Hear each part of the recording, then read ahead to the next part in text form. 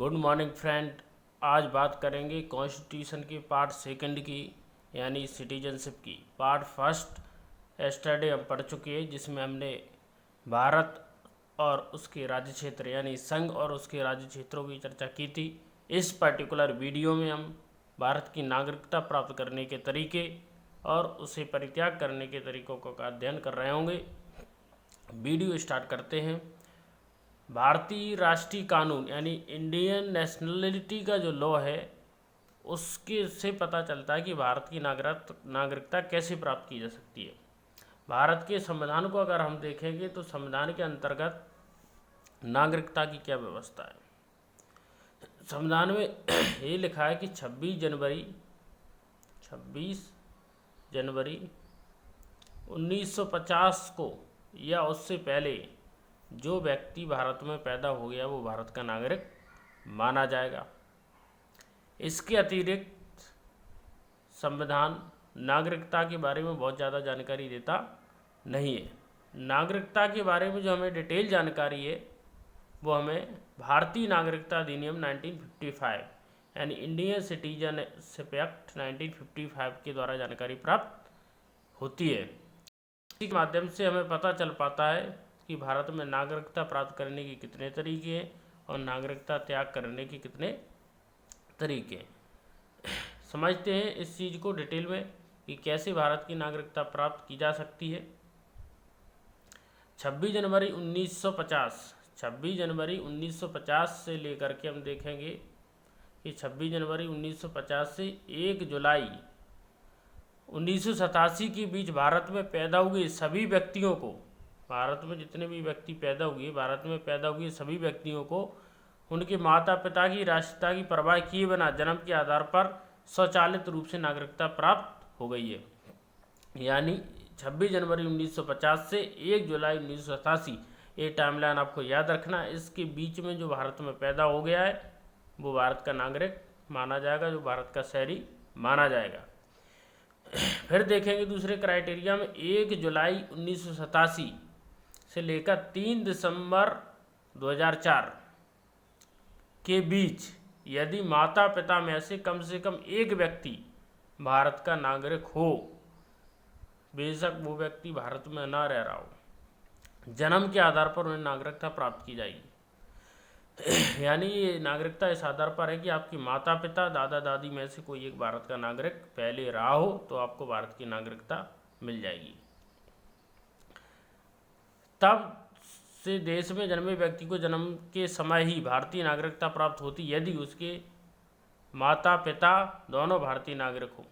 यानी अगर माता पिता में से दोनों भारत के नागरिक है तो उसे तो भारत की नागरिकता प्राप्ति हो जाएगी।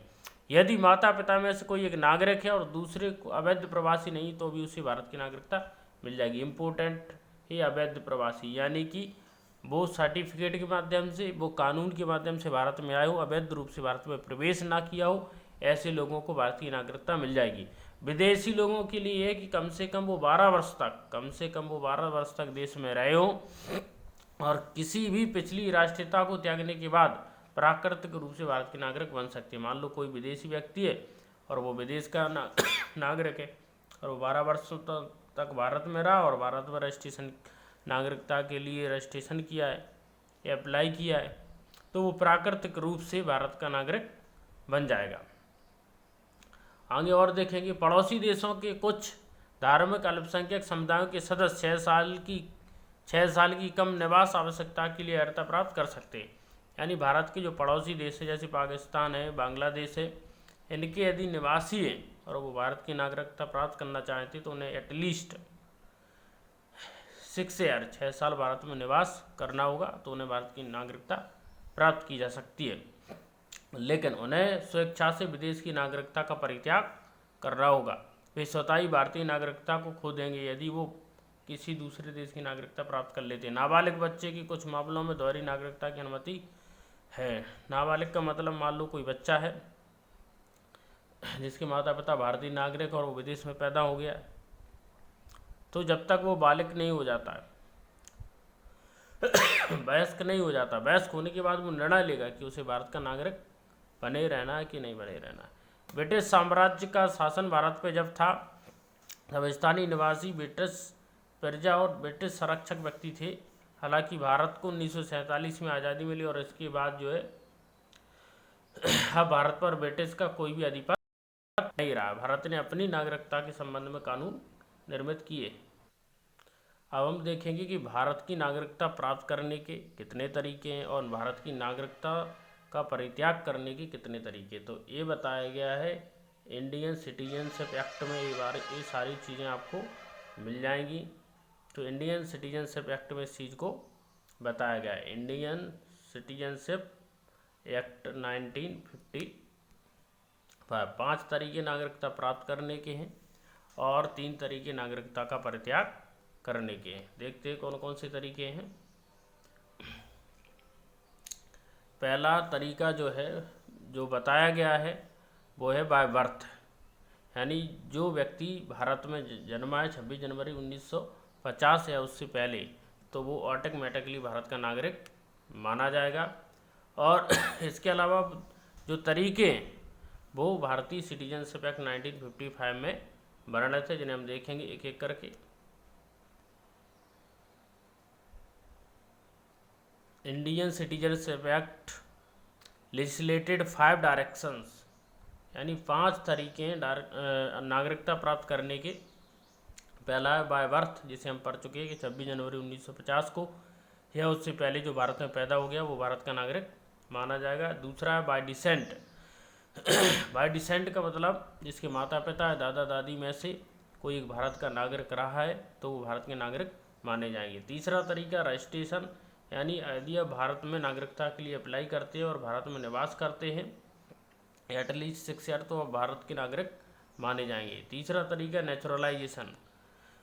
नेचुरलाइजेशन का मतलब क्या है, अगर किसी क्षेत्र को भारत में मिलाया गया है विधि के तरीके से, कानून के तरीके से, तो उसके नागरिक भारत के नागरिक माने जाएंगे। जैसे गोवा को मिलाया गया, पांडिचेरी को बनाया गया, तो जहाँ इसके जो नागरिक हैं वो ऑटोमेटिकली भारत के नागरिक हो जाएंगे।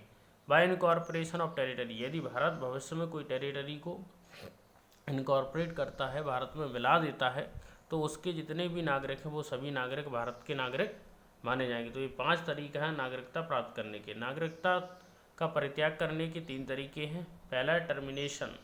टर्मिनेशन कहने का मतलब है कि यदि कोई व्यक्ति है और वो व्यक्ति दूसरी देश की नागरिकता प्राप्त कर लेता है तो वो भारत की नागरिकता खो देगा। इस प्रोसेस को बोला जाता है रिनंसिएशन। टर्मिनेशन का अर्थ होता है कि व्यक्ति अपनी नागरिकता का परित्याग खुद कर दे, यानी वो अपनी नागरिकता को खुद त्याग दे, उसे बोलेंगे हम टर्मिनेशन। रिनंसिएशन किसे बोलेंगे, यदि वो भारत विदेश की नागरिकता प्राप्त कर लेता है तो उसकी भारतीय नागरिकता स्वतः समाप्त हो जाएगी।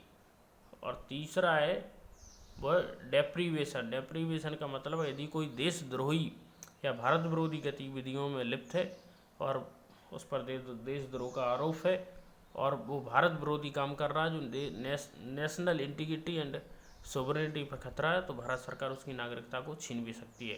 तो आपने देखा कि नागरिकता प्राप्त करने के 5 तरीके, नागरिकता का परित्याग करने के 3 तरीके हैं। वीडियो अच्छी लगती है चैनल को लाइक सब्सक्राइब शेयर जरूर करें। नमस्कार, जय हिंद, मिलते हैं नेक्स्ट वीडियो।